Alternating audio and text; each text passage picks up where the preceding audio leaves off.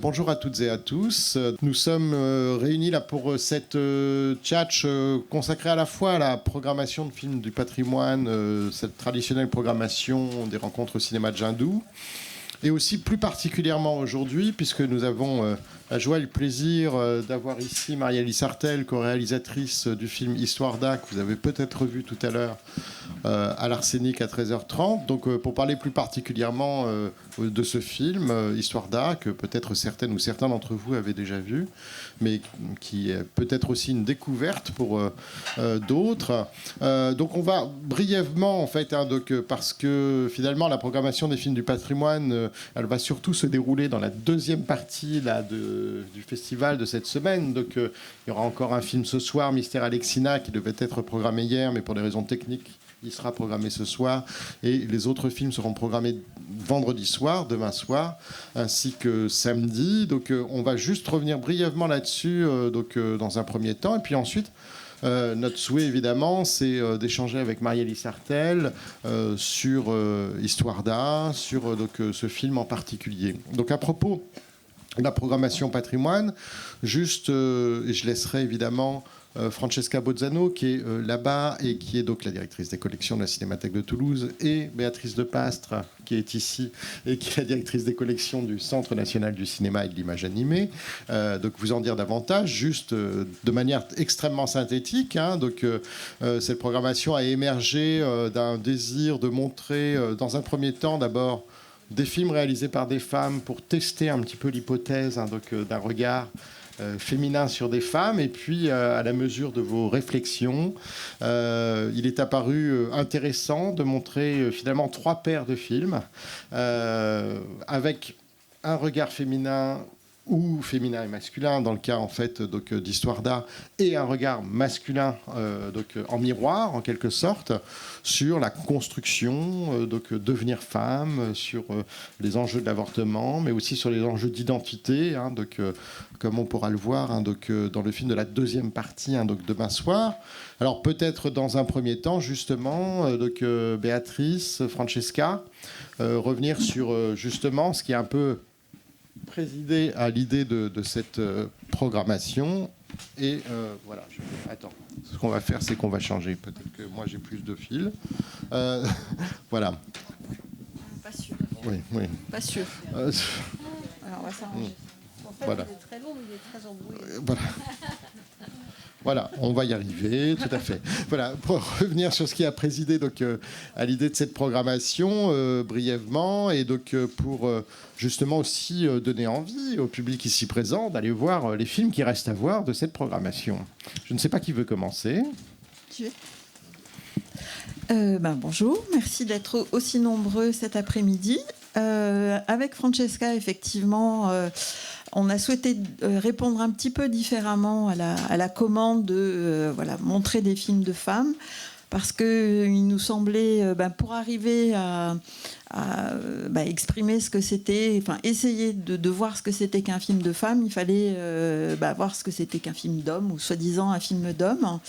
Et donc, c'est comme ça que nous est venue l'idée quand même assez simple aussi quand même, de se dire, on va essayer de trouver des films qui se répondent, l'un réalisé par une femme ou par un homme et une femme, et un homme. Donc on a essayé de trouver comme ça trois thématiques qui nous permettaient d'avoir ces films en miroir. C'est pas une question de les opposer, parce qu'ils s'opposent peut-être pas forcément, mais en tout cas de voir comment est-ce qu'une même thématique est traitée par une femme à la caméra et un homme à la caméra, pour essayer aussi de voir qu'est-ce qui va se dégager comme particularité d'une approche plus féminine d'une thématique qu'une approche masculine. Oui, il faut dire aussi que c'était une contrainte assez compliquée pour nous, aussi parce que il ne faut pas oublier que le cinéma est un art très collectif, très, très partagé, que on peut parler de réalisateurs, réalisatrices, mais il ne faut pas oublier tous les collaborateurs et collaboratrices qui sont à côté. Par exemple, le film qu'on a montré cet après-midi est un film co-réalisé par une femme et un homme. Le film de Yann Lemasson, que nous mettons un regard avec Histoire d'A, est un film qui s'appelle Regarde, elle a les yeux grands ouverts. Samedi 18h30.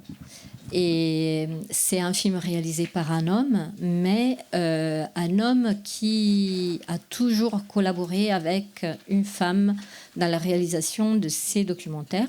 C'est pas seulement Regarde, elle a les yeux grands ouverts qui est dans cette situation. Et c'est un film dans lequel la collaboration de Nicole Grand est fondamentale. Donc, il ne faut jamais oublier cette partie-là, cette complémentarité qui, je dirais que la politique des auteurs efface un peu la réalité du cinéma comme quelque chose qu'on fait avec énormément de contributions et avec une équipe qui est large et qui n'est pas composée seulement d'hommes.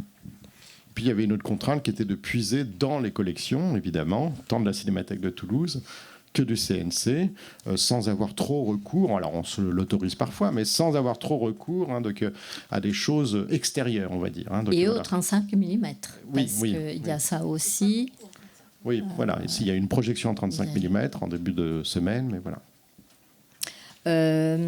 Si on veut donner un peu envie de regarder d'autres films, peut-être évoquer ces binômes.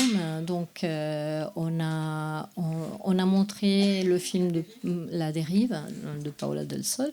On a voulu le mettre en vis-à-vis, disons, avec un film de Godard qui est l'un de sa première période, donc avec Anna Karina, qui est Une femme est une femme, et donc pour donner pas seulement deux visions sur les films sont contemporains, deux visions complètement différentes d'un parcours de femme et du désir de la femme, mais aussi des positionnements dans le cinéma, dans une période donnée, avec la même envie de liberté de geste, de légèreté dans le tournage, etc., mais qui aboutissent à des choix artistiques extrêmement différents. Et puis l'autre vis-à-vis, c'est concernant l'identité, la construction de l'identité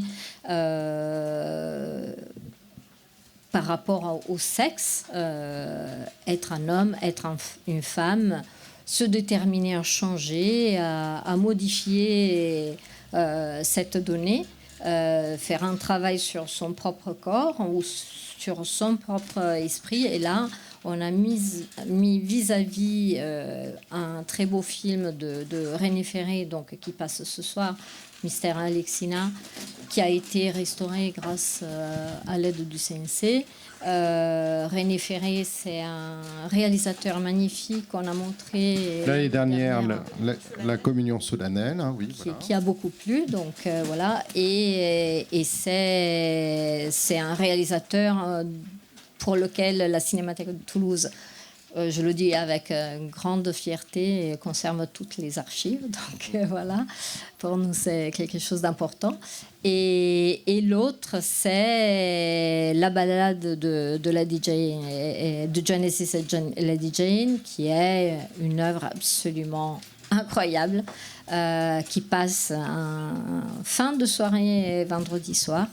C'est un film absolument rock, absolument incroyable de Marie Lozier, qui est une cinéaste contemporaine très, très libre et très intéressante.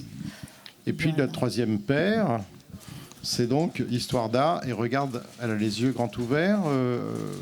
Est-ce qu'on parle tout de suite Voilà. Peut-être, oui, Histoire d'A pour... C'était effectivement dans cette thématique et aussi notre souhait est d'essayer aussi de couvrir des périodes un petit peu différentes de l'histoire du cinéma. Donc avec La Dérive, Godard, on est dans la production des années 60. Il nous trouvait intéressant d'avoir un film des années 70. On a un film des années 80 avec René Ferré et puis beaucoup plus contemporain avec La Ballade de Lady Jane. Donc voilà, un film des années 70 qui pouvait nous servir un petit peu d'ancrage et histoire d'A, nous semblait vraiment tout à fait intéressant, de par bien évidemment la thématique qu'il abordait.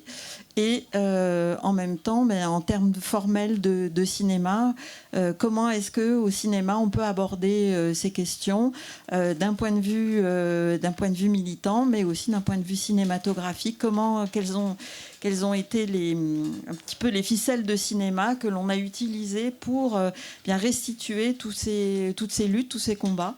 Et c'était avoir un petit peu aussi ces différentes approches vraiment cinématographiques de thématiques un petit peu différentes. Voilà, pour que vous ayez un parcours aussi dans l'histoire du cinéma. C'est un petit peu ce qui nous anime chaque année. Voilà, donc Marie-Élise Sartelle, vous avez rappelé tout à l'heure en présentant le film les circonstances, les conditions finalement de fabrication, pourrait-on dire, de ce film, avec donc une partie mise en scène intentionnellement, qui est donc finalement ce qui ouvre le film, c'est-à-dire la séquence de l'avortement, et puis une autre partie construite progressivement, d'entretiens successifs, etc. Enfin voilà. Tout en conservant donc dans le film définitif cette ouverture très choc finalement, qui est celle de l'avortement justement, du filmage en fait de ce moment avec cette technique l'avortement par aspiration, qui était une technique récente, expérimentale, dans un contexte, faut-il le rappeler, mais je le rappelle pour les plus jeunes ici, où l'avortement était évidemment interdit, conformément à la loi de 1920, qui ne sera modifiée qu'un an et demi après la sortie du film. Oui, bonsoir. Est-ce qu'il y a des personnes qui n'étaient pas à la salle tout à l'heure et qui n'ont pas entendu mon introduction ? Bon. Oui, quelques bénévoles qui étaient pris par ailleurs. Bon, c'était juste pour dire que... Je vais juste dire pour ces 3 personnes. D'abord, je vais dire que je remercie le CNC de m'avoir permis de faire la restauration, si vous voulez le dire tout à l'heure, mais c'est écrit en gros. Juste pour dire que le film est parti d'une demande du groupe Information Santé, un groupe de médecins contestataires, qui s'était lancé dans la désobéissance civile en faisant des avortements. La demande était clairement de faire une séquence didactique d'un avortement Karman. Voilà. Après, le film s'est étoffé et est devenu autre chose, mais je le disais pour les 3 personnes qui n'étaient pas là. Donc forcément, cette séquence, au début, c'était la séquence, on l'a mise dans le contexte de l'époque, mais c'était la séquence... même pas inaugurale, c'était la séquence clé du film. Quand je dis qu'elle était mise en scène, on n'a pas fait faire aux gens des gestes. C'est pas ça que je voulais dire. Je veux dire que le chef opérateur Philippe Rousseau et Charles Belmont ont vu 8 avortements avant, de façon à voir comment ça se passait et pouvoir se dire comment on va mettre la caméra pour ne heurter personne. Pour bien être didactique, c'est-à-dire qu'on comprenne ce qui se passe, puisque c'était le but, sans heurter la personne qui est avortée, ni son conjoint, ni la personne qui avorte, parce que ce médecin que vous avez vu n'est pas gynécologue. Il vient de se former, il est généraliste. Il vient de se former à cette méthode. C'est pas non plus si simple. Et sans heurter les spectateurs trop non plus, en prenant soin de tout le monde.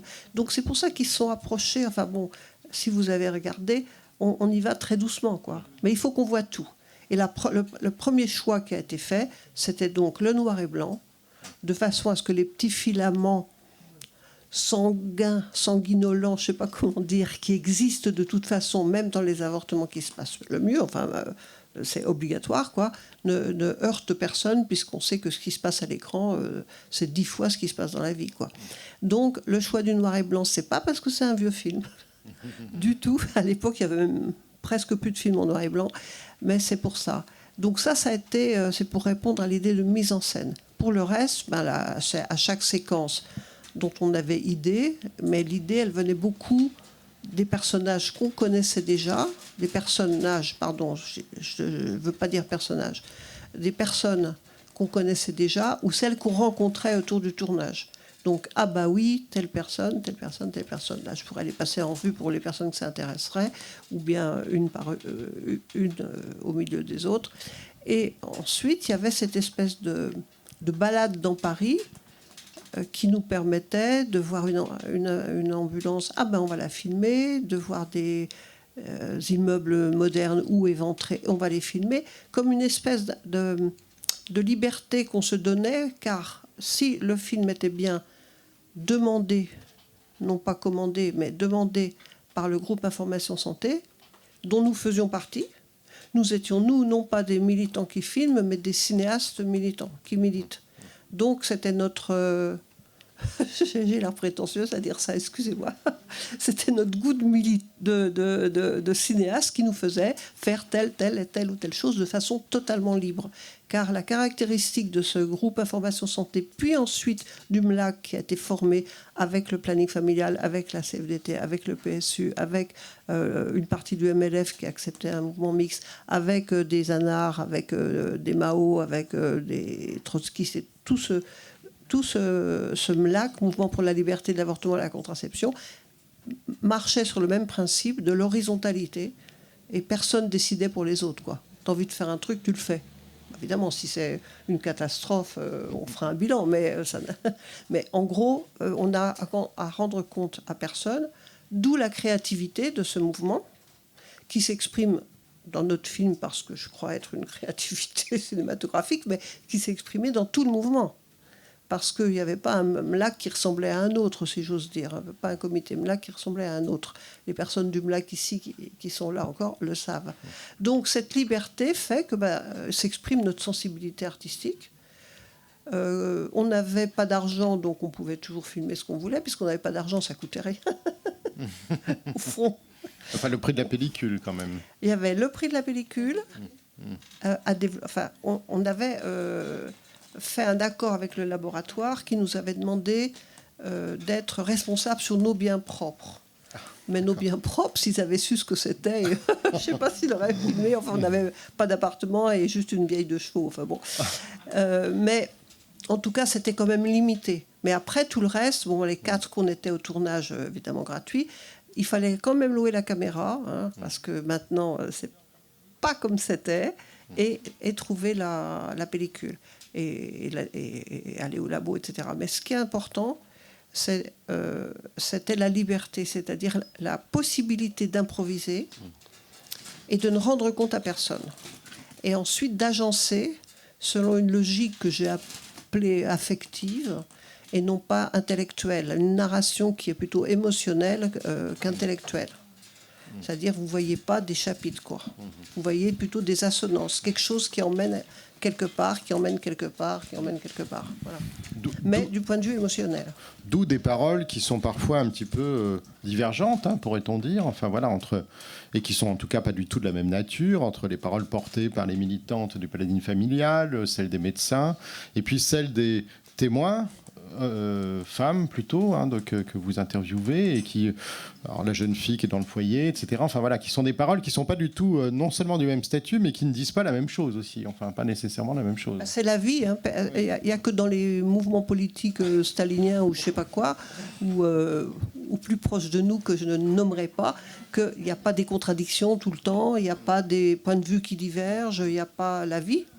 Nous, on avait juste envie de faire un film vivant, mais tous les films de Charles ont des Belmont sont assez vivants, ils sont plutôt singuliers et hybrides, quoi. Alors donc on a envie de faire une petite histoire de fiction. Ah ben un copain médecin va manger ses pâtes et puis ça va nous permettre. Donc c'est la liberté. Et pour les films politiques, je pense que ou les films militants même, encore plus, l'idée de liberté du cinéaste, elle est essentielle, parce que sinon, c'est pas la peine. Autant faire un tract, et puis voilà. Donc oui, alors c'est donc un film, vous le disiez tout à l'heure, hein, donc vous en tournez donc ces différentes séquences après en fait cette première séquence de l'avortement, et puis ensuite l'idée quand même c'est de le sortir en salle. Mais évidemment, c'est là où il y a une vraie difficulté. Enfin, mais vous aviez vraiment l'intention donc d'en faire une sortie tout à fait. Au départ, pas du tout. Au départ, Oui. c'était un film qu'on faisait pour le MLAC, le GIS. Voilà. D'ailleurs, il y avait eu une projection ou deux qui n'avait ému personne. Mais quand on a vu qu'on faisait 1h25, c'est là que Charles Belmond a eu l'idée, plutôt que de faire qu'un mouvement commandite un film, on s'est dit on va faire un film qui donne de l'argent à un mouvement. C'est ce qu'on a fait d'ailleurs, parce que d'une autre façon, on a donné beaucoup d'argent au MLAC. Tout l'argent du film, on l'a donné au MLAC, parce qu'il a gagné de l'argent après. Et donc, il s'est dit on va simplement demander le visa, quoi. Mais avant, il fallait trouver un distributeur, et c'est là qu'on a trouvé le distributeur dont j'ai parlé tout à l'heure, qui d'ailleurs était le compagnon de Paula Del Sol. Ah oui, d'accord. Et Oui, donc qui il y a était une quelqu'un d'extraordinaire, qui nous a permis de mener une action de désobéissance civile qu'on n'aurait pas pu mener sans l'argent qu'il a mis dans cette affaire. Donc désobéissance civile parce que le film est interdit, mais que vous le montrez, vous le sortez entre guillemets quand même. Alors on sort d'abord dans Oui. une salle commerciale, ça veut dire qu'il y a une exploitante qui a pris les risques, et les risques, c'était quand même beaucoup de risques, hein. Nous, qu'on prenne les risques, c'était quasiment normal, mais elle, c'était autre chose. Et Nedjar, donc ce distributeur également. Donc on l'a sorti d'abord dans une... Alors c'est rigolo parce que j'ai la photo d'une première de Libé où il y a marqué à la main qu'à 14h30 au studio Jean Noir, il y a Histoire d'art. Et ça se faisait comme ça, quoi. C'était à la main à la fin.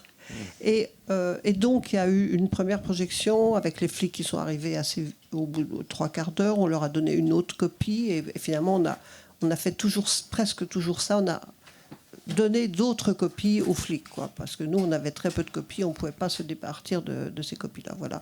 Une deuxième projection a eu lieu dans une salle aussi à Grenoble. Une salle qui appartenait au groupe. Et après, ça a été terminé. On a été dans les projections privées. C'est là que ça a pris une ampleur énorme. Ça veut dire que le film a eu un visa d'exploitation. Non. Il l'a eu Donc, après. Il l'a eu après. Donc Oui. l'exploitante a pris le risque de faire sortir le film sans visa. Alors non seulement il n'avait pas de visa d'exploitation, mais il était interdit en projection privée. Il était interdit, l'affiche était interdite, et il était interdit en projection privée. S'il y a plus de 19 personnes, c'est interdit. D'ailleurs, Françoise Giroud qui a fait une projection privée de l'Express, et s'est retrouvée au poste à 4h du matin quand même. C'est-à-dire vraiment, on n'avait pas le droit de le montrer du tout. Et à l'exportation non plus. Enfin bon, c'était bloqué. On ne va pas rester comme ça. Donc, on ne va pas obéir quand même. Mais il faut trouver des alliés. Et ça n'est pas reproductible s'il n'y a pas un mouvement. Parce que là, on ne peut pas dire on fait ce qu'on veut contre... Il faut un mouvement. Là, il y avait vraiment un mouvement de désobéissance civile qui travaillait sur les avortements. Et il y avait notre film qui rendait compte. Et tout ça, comme je disais tout à l'heure, je ne vais pas me répéter trop, qui se renforçait mutuellement. Oui, donc ça, c'est sur la sortie du film, avec ce que vous disiez, c'est-à-dire l'idée de ne pas perdre de copie, parce qu'on l'a un peu oublié dans l'économie du cinéma d'aujourd'hui. Mais je veux dire, tirer une copie, ça coûtait très cher. En plus, c'était un film en 16 mm. Vous aviez des copies 16. Bon, tout ça coûtait très cher. Mais le labo ne voulait plus nous en tirer. Et le labo ne voulait plus vous en tirer. Vous avez parlé tout à l'heure, vous nous avez parlé d'un refus de vente de la part du labo. Et donc, il fallait vraiment conserver les copies qui circulaient et donc avoir des sortes de copies-leurres pour pouvoir donner à la police, si jamais en fait il y avait une descente de police, justement ces fausses copies du film, de manière à ce que vous conserviez les copies d'Histoire d'A. Donc c'était d'autres films qui étaient donnés en échange aux policiers qui ne pouvaient pas, évidemment pas vérifier sur le moment que c'était en fait les mauvaises copies, quoi, en quelque sorte, hein, voilà. Donc voilà. Et puis par ailleurs, dans le film, on va évidemment ensuite passer la parole au public, mais moi j'avais vu le film et il y avait des choses dont je ne me souvenais plus. Alors je me souvenais très bien de cette intervention très marquante de ce alors c'est à la fois une personne et on pourrait dire une personnalité, un personnage. Donc Aïcha, en fait, hein, donc cette femme handicapée qui porte à la fois une parole de femme, une parole d'handicapé, qui le revendique comme tel dans un mouvement qu'on pourrait dire de convergence des luttes. Que vous avez trouvé comment finalement, en fait, cette femme? Alors ça, c'est Dieu qui a jeté un cil sur nous. Pendant ce tournage s'est étalé sur deux mois à raison de 12 jours en tout, 12 ou 13 jours. Et pendant cette période, le film précédent de Charles Belmont, celui qui nous avait permis de rencontrer les gens du groupe Information Santé, RAC, que vous allez bientôt revoir, car il est restauré grâce au CNC et nous travaillons à la sortie. RAC, R-A-K, est passé, il y a une projection. Et elle a demandé si elle pouvait faire une information sur son groupe, les handicapés méchants, qui faisait un mouvement dont elle était, avec sa sclérose en plaques, en grève de la faim. Les handicapés méchants, ça nous a absolument ravis. Et on lui a dit oui, bien sûr. Mais ce qu'elle a fait d'abord, c'est une analyse de ce film qu'elle venait de voir, tellement brillante, que Charles lui a demandé si elle voulait bien participer à RAC. Et heureusement, parce que, je veux dire, elle ouvre, elle ferme. Enfin bon, nous, on l'adore. Est-ce qu'on sait ce qu'elle est devenue ensuite, hein? Ça, c'est la question qu'on ne doit pas me poser, parce que je suis obligée de répondre non. D'accord. Non, parce que c'est vrai que c'est une sorte comme ça de figure comme ça qui apparaît dans ce film du début des années 70, qu'on a revu dans d'autres films de montage, etc. Puis ensuite, on la revoit pas. Donc, voilà. Nous, on est parti sur notre histoire de film. Oui. Là, on a sillonné la France. Oui. On n'a Voilà, pas suivi. et donc il y a d'autres entretiens, bien entendu, hein, donc avec peut-être alors bon, les figures militantes, les médecins, mais aussi cette jeune femme en foyer, cette presque jeune fille, enfin déjà mère, hein, donc dans ce foyer pilote. Alors peut-être rappeler aussi pour le public ici, qu'est-ce que c'était que ce foyer pilote là, en fait, enfin avec plein de guillemets dans lequel elle se trouve. C'était un foyer pour les filles mères qui était moins coercitif que d'autres et qui, à ce titre, était appelé pilote, parce qu'effectivement, elles ont le droit de sortir un petit peu, etc. Elles ont le droit de recevoir, alors que dans d'autres, c'était quand même, je sais pas, l'Irlande, les Madeleines, ou je sais pas quoi. Mais je voudrais bien que le public, avant que je l'assassine de parole, le public dise ce qu'il a à dire, oui, absolument. demande ce qu'il a à On peut faire dire. tourner le micro, puisqu'il y a un micro qui circule. N'hésitez pas. Y compris en témoignant, alors je sais que parmi vous, certaines d'entre vous ont été militantes dans ces années-là, ou en témoignant des émotions que vous avez pu en fait éprouver sans avoir vécu cette période, hein, donc à la vision de ce film. C'est toujours... Du silence, hein, 30 secondes Oui, de oui, silence. oui, tout à fait. Bonjour. Donc moi, c'était pas une question, mais en fait, je voulais juste vous remercier pour le sourire de la femme qui avorte. À une époque où notre président nous dit qu'avorter, c'est un traumatisme et tout ça. Et en fait, moi, j'ai beaucoup aimé ce sourire et je le trouve très important. Voilà, c'était juste ce que je souhaitais vous dire. Merci. Ça ne prouve pas qu'avorter n'est jamais un traumatisme. Ça ne prouve pas ça, parce que pour certaines, ça l'est. Je peux vous confier, moi, que quand j'ai monté cette séquence... Bon, je vais d'abord vous répondre sur le silence. C'est vrai que c'était tellement extraordinaire. Attends, je ne vous vois plus. Là, je vais bouger. Voilà. C'était tellement extraordinaire pour une personne, pour une femme, de pouvoir avorter dans ces conditions, en plus avec un médecin qui était certes néophyte, mais quand même assez sûr, assez rassurant, que bon, elle avait le sourire, c'est sûr, et qu'à aucun moment, même nous n'avons eu de problème pour trouver quelqu'un qui accepterait de se faire filmer. Puisque c'était même un tel truc qu'elle se sent obligée de dire des phrases qui ne lui appartiennent pas, comme « je suis libre de mon corps » et tout ça. Le mari, il est là. On sent bien que c'est la phrase pour nous faire plaisir. Mais il y avait aussi des personnes, comme la petite gardienne qu'on voit, qui, elle, n'a pas accepté qu'on l'avorte parce que c'était trop beau pour être honnête. Donc on l'a convaincue que non. Mais moi, par exemple, je voulais faire un enfant à ce moment-là. Et pendant la séquence, donc je prenais mon ovulation tout le temps. Bon. Et pendant mon ovulation, oui, pendant ce qui aurait dû être mon ovulation, pendant la semaine, j'ai monté l'avortement. En avant, en arrière, en accéléré, etc.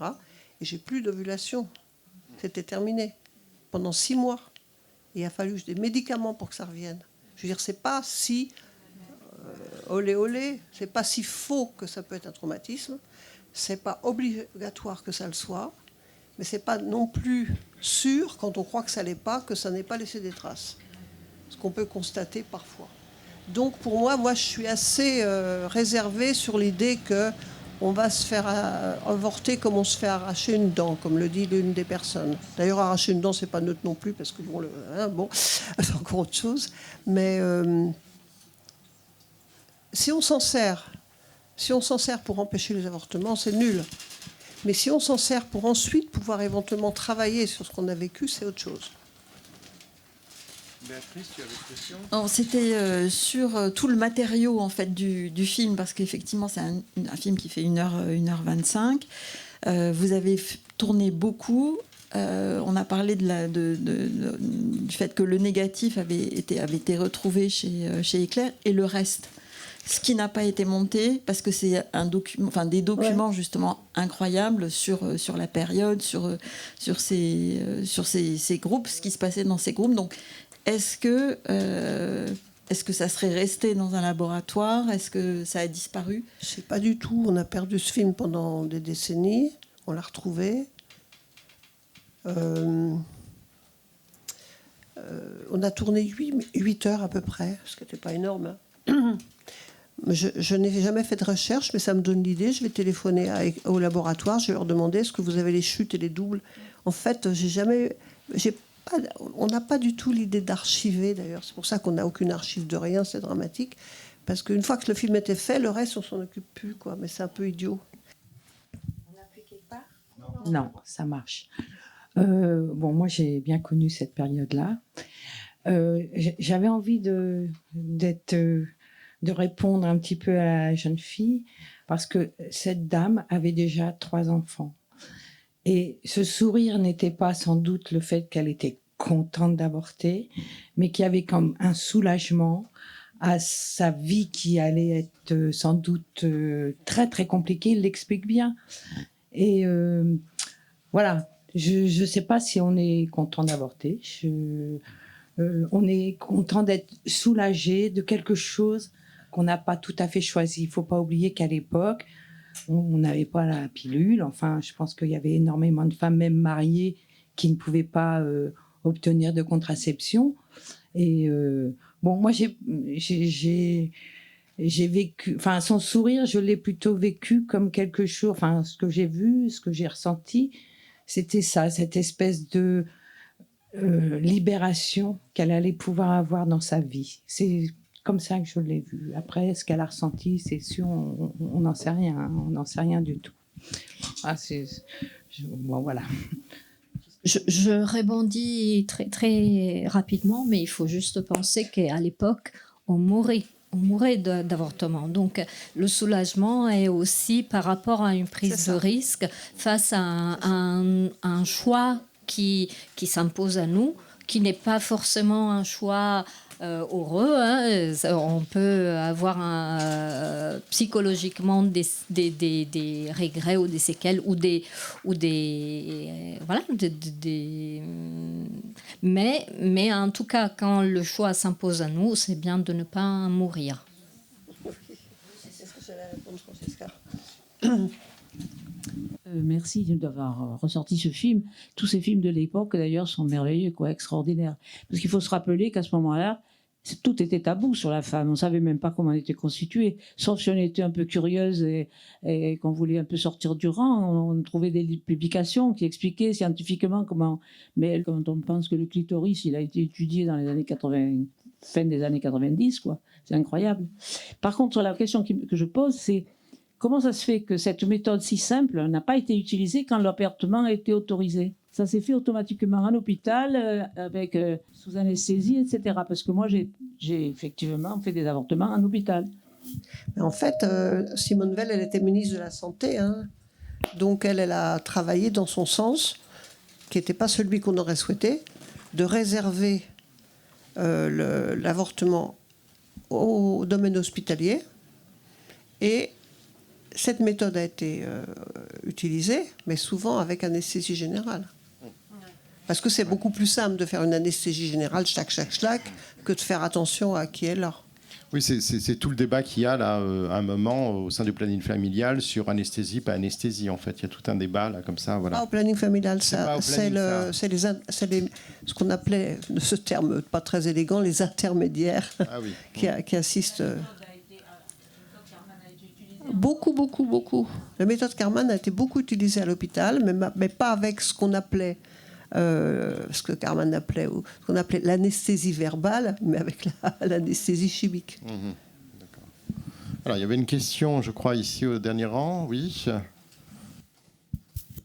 Oui, en fait, c'était juste pour rebondir sur la question du sourire, parce que ça me touche, alors peut-être parce que je suis d'une génération qui est plus proche de la première remarque mais le sourire en effet de la femme qui avorte m'a énormément frappée, mais aussi le sourire du conjoint et ce moment en fait ça va peut-être revenir à des questions de montage, mais il me semble que vous avez aussi monté la séquence comme une séquence véritablement heureuse qui se rapprocherait en fait de séquences plutôt d'accouchement, de moments où en fait on donne la vie avec ce va-et-vient entre les gestes du médecin, la réaction de la femme, les réactions de l'homme qui, bien sûr c'est vous qui avez fait le choix de mettre ce plan quand on entend Enfin, tout ça est très monté en fait. Hein. La scène est très montée, même si la scène n'est pas jouée. Enfin, ce ne sont pas des acteurs, c'est une vraie scène que vous avez filmée. Mais moi, ce qui m'a touchée dans cette scène, c'est comme si c'était un accouchement, enfin un avortement heureux, en fait, une sorte de pendant d'un accouchement heureux. Et ils sont heureux. En effet, à la fin, on se rend compte que bah oui, 18, 19 ans, 22 ans, elle a eu 3 enfants en 4 ans.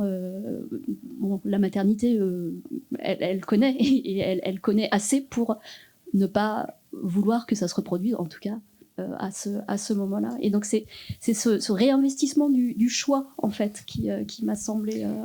Je vais vous répondre, malgré les nombreuses questions qui se posent. Là, je vais vous répondre. Alors... il y a une critique que j'ai entendue lors de la ressortie du film sur France Culture qui disait en fait c'est une scène romantique et ça m'a semblé pas faux, mais bah oui, c'est-à-dire il se passe quelque chose entre les deux et puis leur avenir, bon. Mais je dois dire que bien sûr les choix sont ceux du montage, mais que j'ai pas tordu la scène du tout. Non, mais ça aurait pu être. J'ai pas tordu la scène, c'est-à-dire qu'il n'y a pas eu un rictus de douleur, il n'y a pas eu un petit problème, il n'y a pas eu quelque chose de tout d'un coup inquiétant. Non, ça s'est passé comme ça. La première qu'on avait filmée, on n'a même pas pu la monter parce qu'elle était si rapide qu'on n'avait pas le temps de faire une séquence didactique. On en revoit un plan d'ailleurs dans le film, 5 minutes et hop, tout était fini. Mais je l'ai montée comme elle s'est passée. Voilà. Après, il y a évidemment, comme c'était plus long, puisque en réalité ça durait à peu près 20 minutes, et là ça doit durer 5, je ne sais plus combien, forcément c'est raccourci. Mais rien n'est faux dans l'histoire. Mais s'il y avait eu de la douleur, je ne sais pas si on l'aurait monté, parce que nous, ce qui nous intéressait, c'était que la douleur soit évoquée, mais par des mots, et non pas par des images qui démultiplient tout. Enfin, il n'y en a pas eu. Oui, d'ailleurs, c'est moi une des choses qui m'a frappé, c'est que dans les questions, quand il lui explique au début ce qu'il va faire, le médecin, il n'y a pas du tout de question, est-ce que ça va me faire mal ? Ça m'a beaucoup frappé, en fait, le fait qu'il n'y ait pas cette question-là. Est-ce que je vais avoir mal, en fait ? Voilà. Alors, c'était juste... Il l'anticipe aussi. Oui, parce qu'il l'anticipe aussi, oui, tout à fait. Alors, je crois qu'il y avait encore une question ici, sur le côté. Moi, il se trouve que ce film, je le connaissais, puisque j'ai été au MLAC à Toulouse. J'ai fait partie de cette lutte et cette façon de diffuser les films où on passait une bobine, etc. Mais alors, ce que j'avais un peu oublié, beaucoup oublié, et où on voit que c'est vraiment une œuvre de cinéaste, c'est quand vous filmez ces femmes avec leurs enfants dans la cuisine et ce couple. Je trouve que c'est des grands moments de cinéma comment vous les cadrez, vous les écoutez, vous avez monté ça. Et je trouve que j'aimerais en savoir plus sur comment vous avez travaillé ces parties-là du film. En fait, c'est une question de choix préalable. Il faut choisir les bonnes personnes à filmer. Et pour ce qui concerne les 2 Algériennes, on les connaissait très très bien parce qu'on est avec tous les enfants. Est-ce que c'est cette scène-là? Oui, avec tous les enfants. Oui. Parce qu'on était des militants maoïstes à l'époque, enfin un peu moins, mais encore un peu, résiduel. Et c'est dans ce cadre-là qu'on avait connu ces familles, par les maris en fait. Et donc on savait que c'était des personnes qui allaient vraiment bien passer à l'écran, qui avaient des choses à dire et qui savaient les dire. Et la famille, en revanche, des petits bourgeois, je ne sais pas comment dire, eux, on ne les connaissait pas, mais on nous avait vendu la mère comme une héroïne populaire, extraordinaire, proche de sa fille, qui comprend, qui l'accompagne pour l'avortement et tout. Et c'est un mot sur le tournage qui... Quand elle a dit, elle pensait qu'à épouser, que Charles Bellemont a réguiché tout de suite et il a lancé, on l'entend, il dit mais alors, c'était peut-être pas, elle avait peut-être pas envie d'avorter. Ah, si, il y avait des hauts, il y avait des bas. Non, je lui ai fait peur. Il fallait choisir les personnes, là on les avait pas choisies, choisir l'opérateur aussi. Parce que Philippe Rousselot, c'est quelqu'un qui est incroyablement doué pour filmer les visages. Alors maintenant, il cadre plus, parce que maintenant, il a, je sais pas, il a 77 ans ou un truc comme ça. Il continue à beaucoup travailler. C'est un très grand chef opérateur, mais il cadre plus. Mais c'est quelqu'un qui a toujours été très proche des visages. Il fallait choisir quelqu'un comme lui, à la fois discret, qui comprend tout ce qui se passe et avec qui il est possible de communiquer juste avec un petit geste, en fait. C'est ce qui s'est passé pour la scène des enfants. À un moment donné, on s'est échangé 2 petits gestes pour dire on filme plus les dames, on filme les enfants. Oui, Francesca. Ça va comme réponse? Oui, je voulais réagir à cette question de filmer les visages, qui me permet aussi de faire un rapprochement avec Yann Lemasson, qui est le réalisateur de Regarde, elle a les yeux grands ouverts, qui était un grand opérateur et qui a utilisé toujours sa caméra de façon militante. Donc, il a fait un film, notamment Kashima Paradise, qui était montré ici sur la lutte des paysans japonais contre la construction de l'aéroport de Narita. Et là, il avait utilisé sa caméra comme un sabre de samouraï.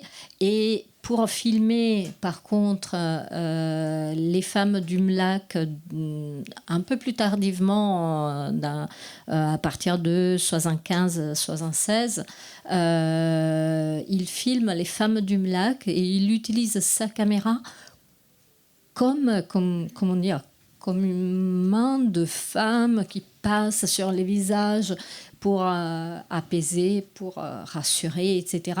C'est-à-dire, il épouse complètement le mouvement avec sa caméra, en rendant sa caméra quelque chose qui permet de caresser, d'apaiser et de montrer les visages. Et je retrouve un peu ce mouvement-là dans votre... et donc la forme se rapproche aussi quelque part du fond. Ce que je trouve extrêmement intéressant, c'est le lien entre le film que nous avons vu et la période contemporaine. Et je trouve cette merveilleuse Aïcha qui nous dit à la fin, on ne soigne pas, on répare. Et je pense immédiatement aux violences actuelles, les violences obstétricales, la médecine qui s'enferre dans des protocoles qui ne soignent plus, qui ne prennent plus en compte l'humanité des personnes. D'ailleurs, je fais juste une petite parenthèse à ce niveau-là. Je conseille à toutes celles et ceux qui seraient intéressés de lire Le Protocole, qui est un livre de Laure Duchâtel, qui raconte... Laure Duchâtel est une sage-femme et elle accouche pour son premier enfant dans une clinique et elle ne dit pas qu'elle est sage-femme. Et donc, elle connaît les codes, les gestes, toute la pratique de son métier. Et elle est extrêmement maltraitée. Et dans cette maltraitance, je retrouve la même maltraitance que les femmes vivaient, qu'on découvre à travers votre film. Et donc, je trouve, à travers la parole d'Aïcha, c'est pas vraiment une question que je vous pose, c'est un commentaire, mais... Voilà, mais je trouve que Aïcha, dans sa prémonition, dans sa lucidité, je trouve déjà dénoncer ce que nous vivons aujourd'hui au quotidien, partout dans le système de santé tel qu'il est. Enfin, voilà. Merci en tout cas pour ce film merveilleux. Alors, il y avait deux questions. Alors, il y avait Anne et puis Monsieur qui aussi lève la main depuis tout à l'heure, mais voilà. Oui, s'il vous plaît. Voilà. Bon. Oui, pour aller dans le sens de monsieur qui vient de parler, je dirais que la technicité de la médecine est devenue ébouriffante, mais elle a perdu beaucoup à l'humanisme. Et que l'acte gynécologique, maintenant, ne laisse même pas le temps aux dames de se rhabiller. Elles se retrouvent dans le couloir. C'est un geste technique qui ne prend jamais en compte le fait qu'elles sont des femmes et qu'elles doivent être admises dans toutes leurs dimensions, c'est-à-dire celle de l'interrogation sur le plaisir ou le désir, enfin, tout ce qui constitue la femme dans son entier, quoi. Hein. Et ça, c'est jamais pris en compte. Et je voudrais souligner que Martin Winkler, qui avait écrit La maladie de Saxe, a aussi écrit, à propos de son expérience de gynécologie dans un hôpital parisien, Le cœur des femmes, C-H-O-E-U-R. C'est vraiment à lire parce qu'on se rend compte de la façon dont on traite les femmes dans les hôpitaux, comme malheureusement aussi, pas que les femmes, mais en fait, les femmes en particulier, puisqu'on est à parler des femmes aujourd'hui. Et on se rend compte combien on est à 100 lieues de ce que devrait être un acte médical véritable. Voilà. Oui, on revient. Voilà. Alors, il y a Anne au deuxième rang, et on revient à cette question donc, du soin par opposition à la réparation, ou plutôt de la réparation par opposition au soin qui est mise en exergue, en effet, par Aïcha. Anne, tu voulais intervenir, voilà. Alors, en fait, ça va être par rapport à pas mal d'interventions qu'il y a eu. Donc moi, j'étais au MLAC. J'ai fait ces fameuses permanences devant Jussieu.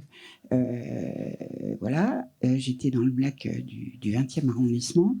Et c'était important parce que quand on a, en fait, à un moment donné, on savait qu'il y avait ces avortements faits par le GIS et on envoyait les femmes en Hollande, en Angleterre, etc. Et à un moment, on s'est dit, mais c'est pas possible, il y a trop de femmes et on peut pas continuer comme ça parce qu'on est en train de faire du tri, c'est pas possible. Et à ce moment-là, on était plusieurs et on a décidé, avec des médecins qui étaient d'accord, dont Joël Brunery et d'autres, le docteur Boutin des Lilas, d'apprendre à faire des avortements, puisque c'était pas si compliqué que ça. Et donc, on a pratiqué cette méthode Karman. Et ce qui était incroyable, c'est que petit à petit, les médecins nous ont dit, mais en fait, vous faites mieux que nous. C'est-à-dire que justement, on faisait attention, on prenait soin des femmes, et je voudrais redire que effectivement, c'est pas une partie de plaisir, que effectivement les sourires, les rires même, c'est lié au sentiment de soulagement et d'avoir pu le faire dans des bonnes conditions. Et enfin, il y a eu un problème à un moment donné, c'est que la loi est passée. Donc c'était formidable pour une fois. On avait vraiment gagné quelque chose parce que on avait eu une pratique qui était illégale, mais qu'on trouvait légitime, et voilà, et c'était formidable. Ce que je voudrais dire maintenant, que par rapport à maintenant, il y a de ça maintenant plus de 50 ans, enfin moi j'ai l'impression, j'ai 50 ans de plus qu'à l'époque. Oui, c'était il y a 50 ans, voilà. 51 ans. Enfin. Mais le combat est loin d'être terminé. Parce que ce qui se passe maintenant, qui est terrible, c'est quand même, dans la plupart des cas, c'est la solitude des femmes. C'est la façon, effectivement, dont elles sont pas considérées, qu'on fait de plus en plus d'avortements médicamenteux et que les femmes se retrouvent toutes seules. Et elles en parlent, enfin, et c'est assez scandaleux. Et je pense que voilà qu'il faut continuer à se mobiliser pour que ça se passe dans des conditions correctes et que les femmes soient vraiment accompagnées, parce que c'est trop facile de dire ah oui, il faut faire une anesthésie générale, ça va plus vite, c'est plus simple. Bah non. Il faut accompagner, il faut être avec. Oui, d'ailleurs, on le voit, ce débat sur la médicalisation, il existait déjà finalement en fait à l'époque. C'était déjà un débat très présent. Il faut prendre. Bah oui, il y avait même un MLAC, je crois que c'était celui du 12e, où il y avait un médecin qui se déguisait en non-médecin et qui faisait dire aux femmes « Ah, vous êtes contente d'être avortée par un non-médecin ?»« Oui, oui, oui, monsieur, oui, monsieur. » Tellement, bon, c'était des dérives, hein, évidemment, mais il y avait il y avait un débat sur la démédicalisation. En fait, il y avait un débat sur la démédicalisation, mais il n'y avait pas il n'y avait aucun débat à l'époque que je me souvienne, enfin là, dans ces groupes militants, sur la médecine holistique. Alors en revanche, pas du tout. Hein. C'était Mandarin contre Jean de Bien. Mais la médecine holistique, moi j'étais déjà férue d'homéopathie, d'ostéopathie déjà, oui, et de ces médecines, enfin on peut en énumérer. Eux, c'était, alors là, pas du tout, hein. Dans ces milieux militants, hein, j'entends. Après, il y avait plein d'autres choses, de gens que je ne connaissais pas, mais ces milieux militants, pour eux, c'était vraiment la démédicalisation au sens du pouvoir. Oui, il y a une dimension sociale et politique en fait, en réalité. C'est ça. Oui, c'est ce qui est dit, enfin voilà, dans le film. Quelque chose, Francesca? Juste dire que ce sujet-là, c'est-à-dire de pouvoir gérer des moments très importants dans la vie d'une femme qui sont l'avortement et la maternité, la nécessité de les vivre en dehors du milieu hospitalier et en dehors de ces protocoles justement qui vont tous dans la direction de la commodité du médecin, mais pas du bien-être de la femme, est très présent dans Regardez là les yeux grands ouverts, qui arrive après la légalisation de l'avortement et qui suit un groupe du MLAC qui continue de pratiquer les avortements malgré la libéralisation et la possibilité de les pratiquer à un hôpital. Donc à ce moment-là, elles sont même poursuivies par la loi parce que pour pratique illégale de la médecine. Et c'est très fort, hein, et je pense aussi que le fameux sourire de l'homme et de la femme, du couple, est dû aussi à ce moment dans lequel la peur disparaît quand le médecin commence à véritablement expliquer, montrer les outils qu'il va utiliser et montrer ce qui va se passer, parce qu'on est complètement privé de liberté, autonomie et capacité de vivre ce moment d'une façon consciente, sans cette partie-là. Je pense qu'il y a effectivement ce que vous disiez, cette méconnaissance en fait du corps que la femme a de son propre corps, et d'ailleurs la jeune femme le dit, et ce qui est aussi très touchant, c'est son émerveillement sur le fait que c'est du plastique. Hein, c'est comme un petit truc qu'elle aurait trouvé dans sa cuisine et ça marche, quoi. Et c'est tout à fait touchant en fait de voir effectivement que l'explication, ce qui peut expliquer aussi ce bien-être entre guillemets au moment de l'acte, c'est elle a compris l'intérieur et elle a vu l'extérieur, ce qui allait effectivement se passer, cette explicitation de comment ça va marcher est certainement très importante et c'est là où le médecin est très pédagogue en fait, c'est dans cette explication très simple qu'il donne et des outils et de la physiologie et ça c'est vraiment très, très bouleversant en fait. Oui, moi j'avais une question, c'était parce qu'on a abordé l'interdiction du film. Enfin, il y a un moment où le film n'a plus été interdit. Alors quand est-ce que ça a été autorisé? Quand est-ce que vous avez pu montrer finalement en fait ce film sans risque que les copies soient saisies, que la police vienne contrôler les spectateurs et les spectatrices? Dans mon souvenir, le film il a été interdit en novembre de 1974 et il me semble que c'est à peu près un an après qu'il a... non, il a été interdit en 73 et c'est un peu plus d'un an après qu'il a été autorisé avec interdiction au moins de 18 ans. Donc il est sorti dans 5 salles et à ce moment-là des mouvements d'extrême droite ont commencé à lancer, ils ont empêché la diffusion, donc il n'est pas resté dans les salles. Oui, c'est ça, parce que c'est pas parce que le film est autorisé, je veux dire, et a son visa de censure que les projections sont de tout repos, en fait. C'est ça, en fait, ils l'ont retiré. Oui. Il y en a un qui allait garder quelques jours, mais on a fait on a monté la garde devant, mais ils l'ont retiré. Alors après...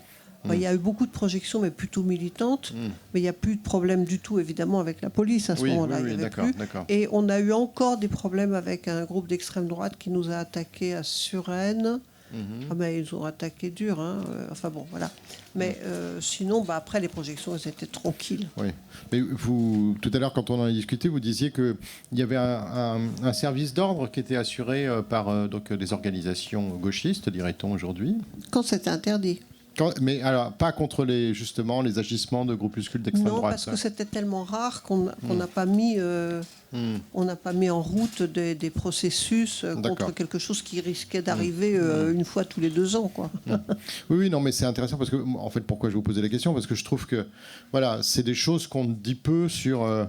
Qu'est-ce que c'est que projeter finalement un film? C'est aussi ça. C'est pas juste en fait aller dans une salle d'une grande société d'exploitation. C'est aller voir un film, parfois, c'est peut-être prendre des risques, c'est aussi en fait se heurter, je dirais, à une violence sociale et politique, etc., quoi.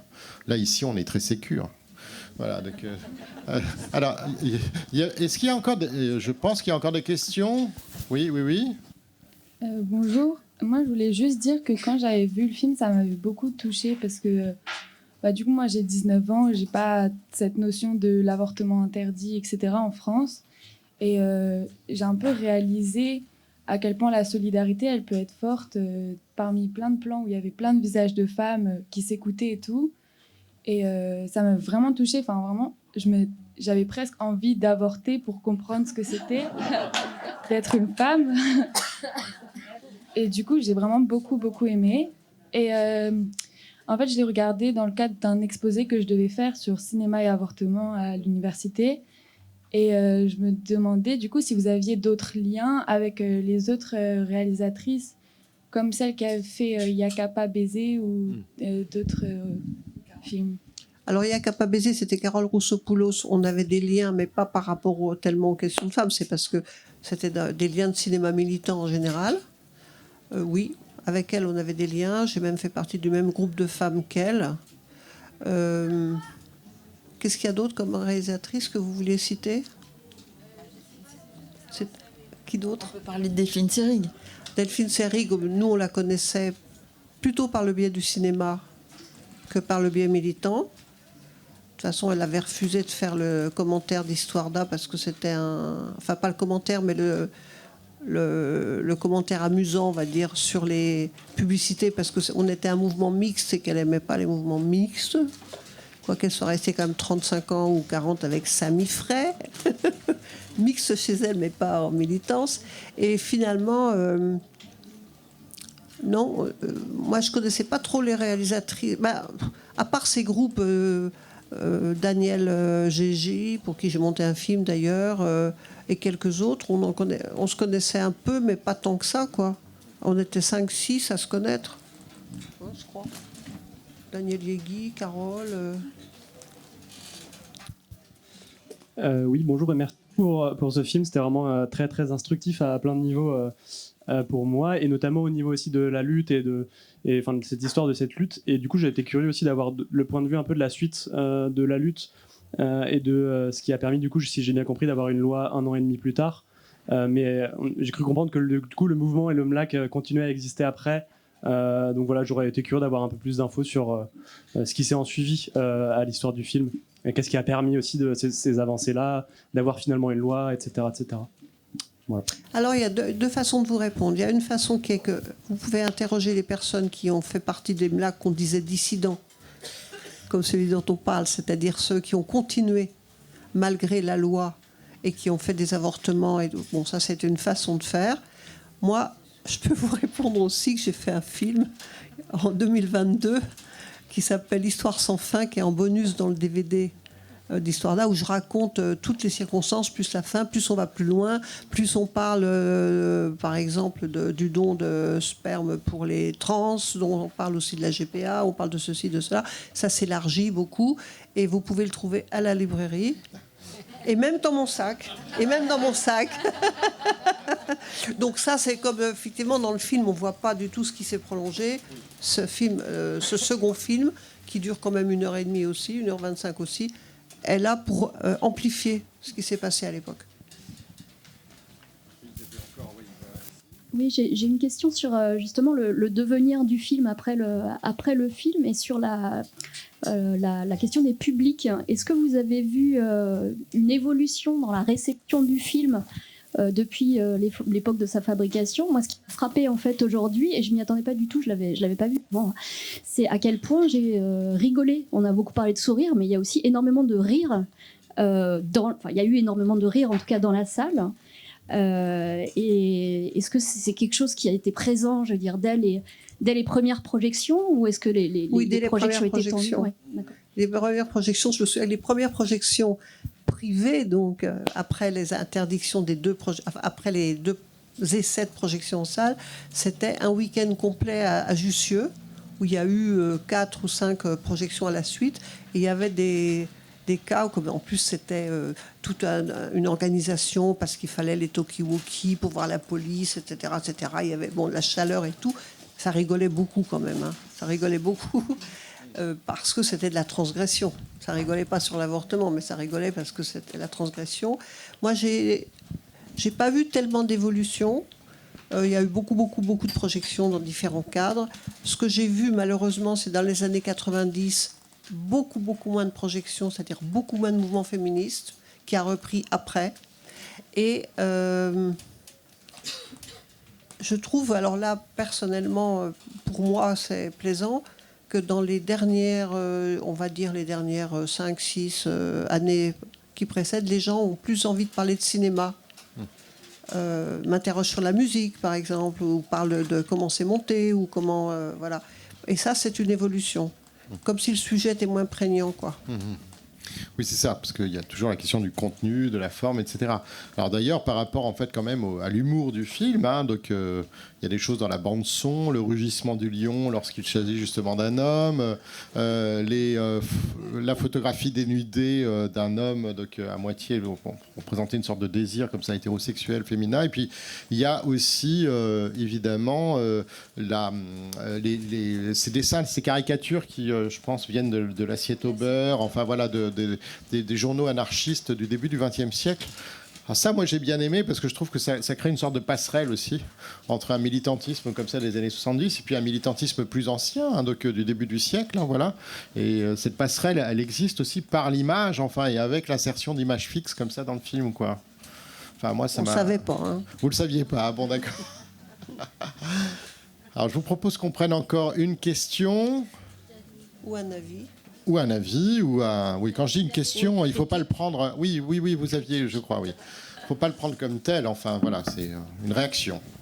Oui, une réaction. Mais moi, je voulais juste vous remercier parce que ça fait vraiment écho. Enfin, ma mère était militante au planning familial, donc j'ai retrouvé énormément de choses, de récits qu'elle a pu me faire, etc.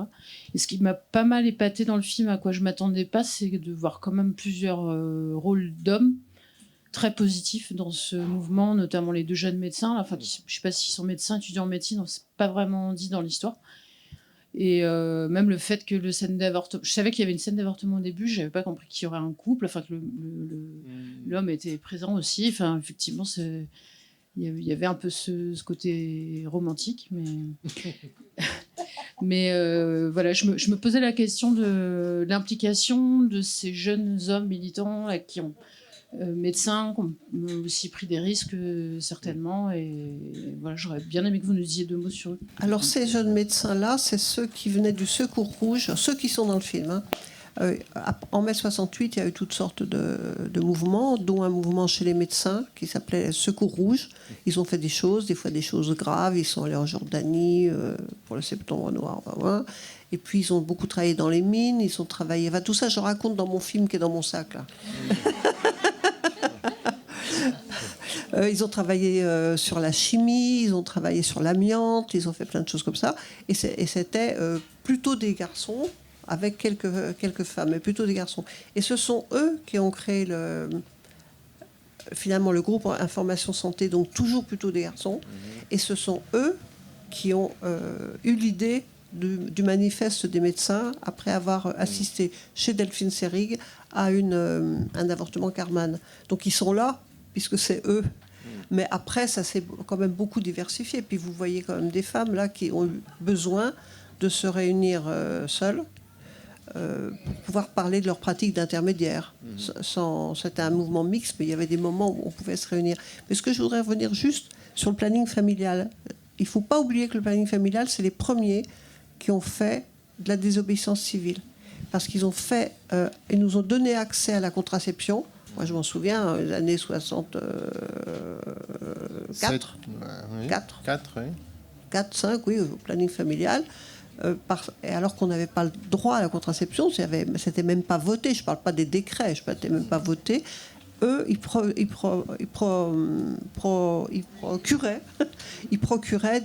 une possibilité de contraception. Et donc ça, il ne faut pas l'oublier. Et il ne faut pas oublier non plus que le planning familial, s'il n'était pas rentré dans la danse, comme on l'a vu dans la séquence, le MLAC, il ne serait certainement pas devenu national comme il a été. Et ça continue, oui. Dans mon film, on le voit. J'arrive pas à les voir. Oui. Alors, on peut... Oui, pardon Béatrice, je voulais évoquer la suite de la programmation. Mais aussi. Ah bah voilà. Non mais on peut... Vas-y. Enfin, en tout cas, ce qu'on peut dire, c'est que ce soir... à Rampoux, à l'hostal, à l'hostal de Rampoux. Donc, alors, dans un autre... Sur la question de... l'intersexualité. De l'intersexualité, donc avec ce très beau film rare de René Ferré, Mystère Alexina. Voilà, tout à fait. Un film donc, de René Ferré inspiré du récit d'Herculine Barbin, un récit qui avait été trouvé par Michel Foucault. René Ferré et Michel Foucault s'étaient rencontrés sur le tournage de Moi, Pierre Rivière, le film de René Alliot. Et c'est Michel Foucault qui amène ce texte à René Ferré. Et ce qui est, on peut en parler ce soir, c'est de voir comment est-ce qu'effectivement René Ferré s'approprie ce texte de Herculine Barbin et parler aussi de ce parcours et de la façon dont Ferré et Foucault, parce que certainement Ferré a été très influencé par la lecture que Michel Foucault a fait de ce texte, le met en image d'une façon tout à fait délicate, même si on peut discuter effectivement des choix faits par René Ferré et de sa prise de position, on va dire, sur le cas d'Herculine Barbin. Et puis donc demain soir, donc 21h30, Une femme est une femme de Jean-Luc Godard que nous ne présentons plus, mais alors qui du coup a un regard quand même extrêmement différent et on peut dire problématique sur la question donc, de ce que c'est qu'être une femme. Et puis à, je crois, 23h30, peut-être un tout petit peu plus tard, The Ballad of Genesis and Lady Jai de Marie Lausier, dont tu as parlé tout à l'heure, Francesca. Oui, voilà, œuvre rock. C'est un portrait extrêmement délicat, mais aussi de groupie, si vous voulez, qui suit ce couple artistique de musique industrielle. Marie Lausier, c'est une jeune cinéaste qui est partie à New York il y a très longtemps, il y a une vingtaine d'années, voire plus, et qui rencontre, en partant d'une expérience et des études de plasticienne, rencontre le cinéma, disons, de Jonas Mekas, la cinéphilie new-yorkaise un peu avant-gardiste. Et là, elle rencontre aussi énormément de personnages de l'art new-yorkaise, des musiciens, des plasticiens, des ingénieurs du son, etc. Et elle les suit. Et elle en dresse des portraits qui sont vraiment extraordinaires. Voilà, c'est et quelque chose de très décalé. Alors un film de 2011, mais donc récent, mais qui est quand même un film de patrimoine, car Béatrice, on peut parler de film de patrimoine, donc... 10 ans, oui. Voilà, oui, c'est ça. Ce film a plus de 10 ans, donc a priori, c'est effectivement un film de patrimoine. Et puis on terminera par Regarde à les yeux grands ouverts de Yann Lemasson, dont tu as déjà beaucoup parlé, Francesca, et qui sera projeté donc à 18h30 samedi, qui est un magnifique documentaire, franchement, que je vous incite fortement à venir voir si vous ne l'avez pas vu. C'est vraiment un très très beau film de ce que je sais, Francesca et moi, on est assez d'accord là-dessus. Nous considérons comme un des plus grands documentaristes du cinéma français. Et donc, il me reste à remercier Francesca, Béatrice et Marie-Alice Sartel d'avoir été ici présentes. Donc voilà, donc merci beaucoup d'être venus lors de cette session.